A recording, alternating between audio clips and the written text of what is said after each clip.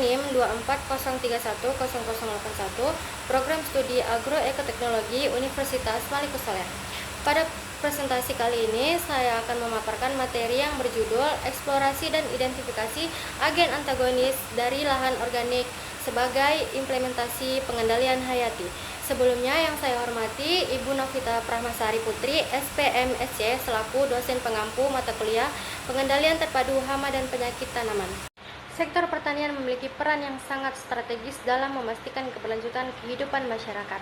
Namun, seperti yang dijelaskan oleh Rahman dan Oktaviani pada tahun 2021, terdapat berbagai kendala yang menghambat potensi sektor ini, seperti menurunnya tingkat produktivitas lahan akibat berkurangnya kesuburan tanah, tingginya alih fungsi lahan pertanian yang seringkali diubah menjadi area pemukiman atau industri, dan pencemaran lingkungan akibat pertanian konvensional. Menurut Hartward pada tahun 2020, pertanian berkelanjutan memiliki tujuan yang menciptakan keseimbangan yang berkualitas antara aspek ekonomi, sosial, dan ekologi.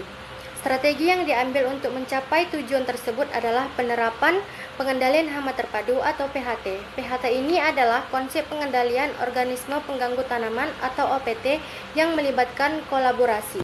Berbagai metode pengendalian untuk meminimalisir kerusakan lingkungan dan memastikan keberlanjutan ekosistem. Salah satu metode efektif dalam PHT adalah pemanfaatan jamur antagonis sebagai agen biokontrol seperti jamur antagonis yang memiliki potensi untuk menekan populasi OPT secara ramah lingkungan dan berkelanjutan. Meskipun aplikasi jamur antagonis dalam pengendalian OPT menunjukkan hasil yang positif, pemanfaatannya dalam praktik masih dianggap belum pasif. Beberapa keuntungan penggunaan jamur antagonis ini adalah ketersediaan yang melimpah di ekosistem, biaya yang rendah, serta dampaknya yang ramah lingkungan.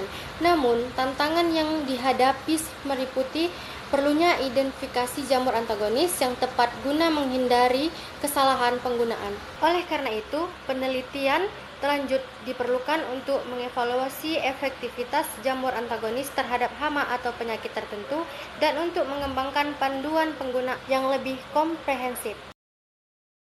Penelitian ini bertujuan untuk melakukan identifikasi jamur antagonis dan uji antagonisme dalam menekan pertumbuhan patogen melalui pengujian dalam media buatan. Nah, pada penelitian ini dilaksanakan pada bulan September sampai Desember 2023 di lahan Pollinella Organic Farm, Lampung, Indonesia. Lokasi ini dipilih karena merupakan pusat pertanian organik yang memiliki beragam tanaman dengan potensi jamur antagonis dan kondisi pertumbuhan yang sesuai. Keberadaan lahan organik di Pollinella memberikan kesempatan untuk mengeksplorasi ekosistem tanah yang kaya dan mendalami interaksi antara jamur antagonis dan patogen dalam konteks pertanian berkelanjutan. Pada metode penelitian ini akan menggunakan pendekatan eksperimen komprehensif yang terdiri dari beberapa tahapan. Yang pertama itu adalah eksplorasi, inokulasi, identifikasi, dan uji antagonis.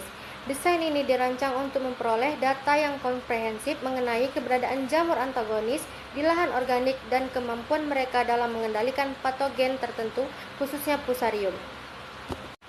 Kegiatan eksplorasi akan dilakukan dalam rentang waktu 3 bulan. Sampel tanah akan diambil dari area perakaran tanaman ubi jalar di lahan organik.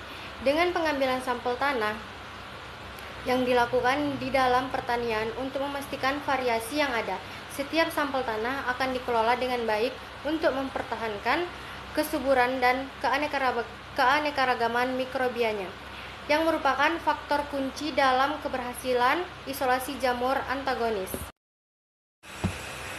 Isolasi jamur antagonis melalui inokulasi pada media PDA jamur yang tumbuh pada media nasi. Isolasi jamur menggunakan media potato directos agar atau PDA sesuai warna jamur yang tumbuh. Proses inokulasi dilakukan dengan menumbuhkan isolat jamur yang diambil dari sampel tanah pada media PDA.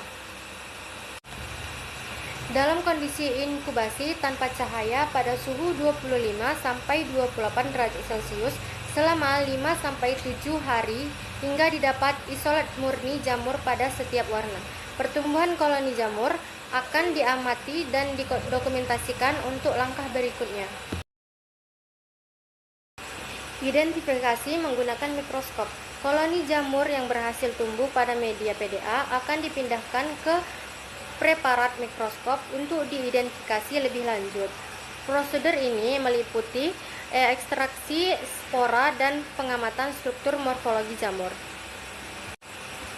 Ciri-ciri jamur yang akan diamati itu seperti ukuran, bentuk, dan warna spora, yang kemudian akan dibandingkan dengan literatur terkait tentang jamur antagonis.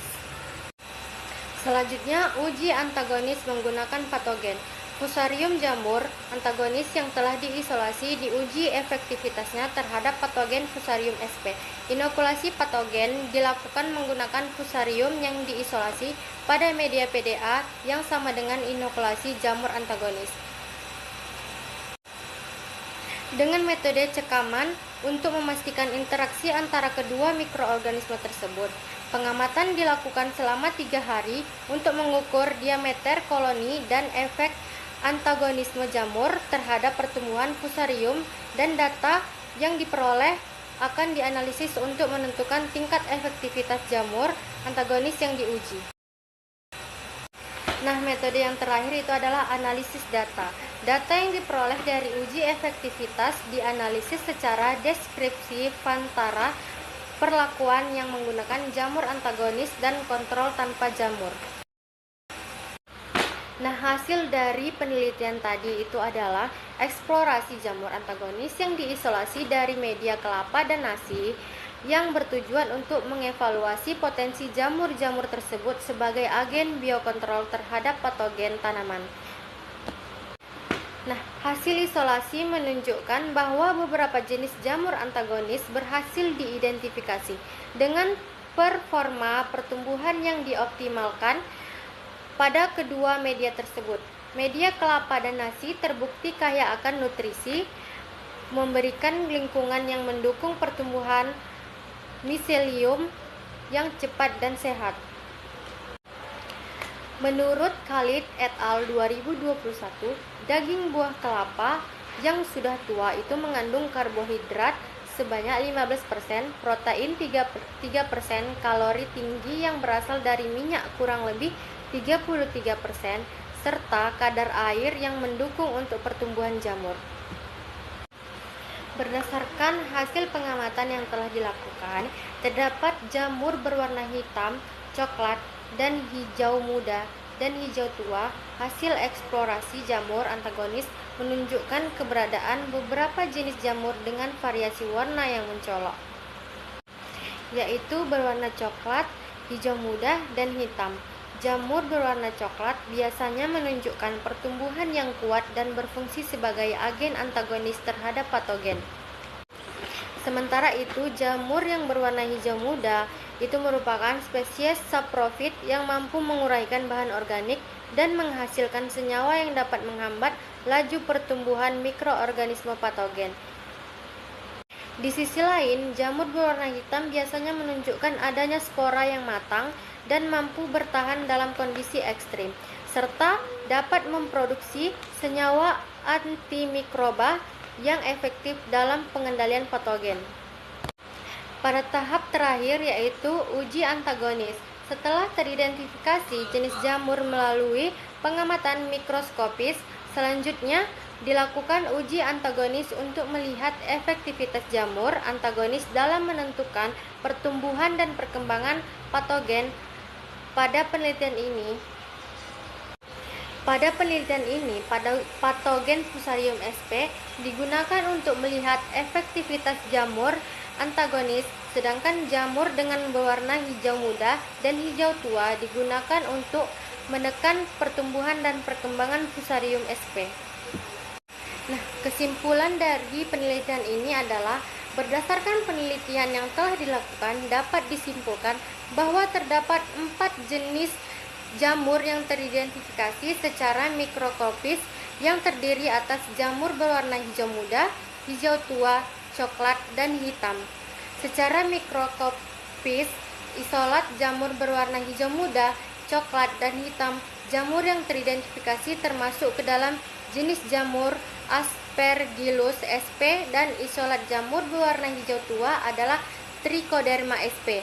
Hasil uji antagonis ini, jamur hijau muda Aspergillus sp dan Trichoderma sp dari rhizosfer tanaman ubi jalar berpotensi sebagai antagonis yang mampu menekan pertumbuhan patogen Fusarium sp sebesar 57,48% dan 32,32%.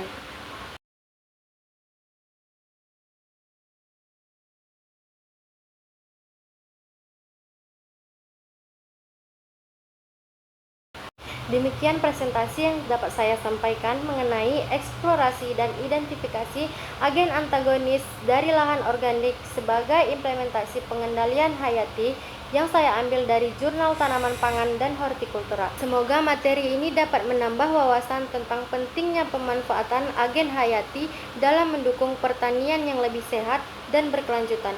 Terima kasih atas perhatian yang telah diberikan. Mohon maaf apabila ada kekurangan dalam penyampaian materi. Wassalamualaikum warahmatullahi wabarakatuh.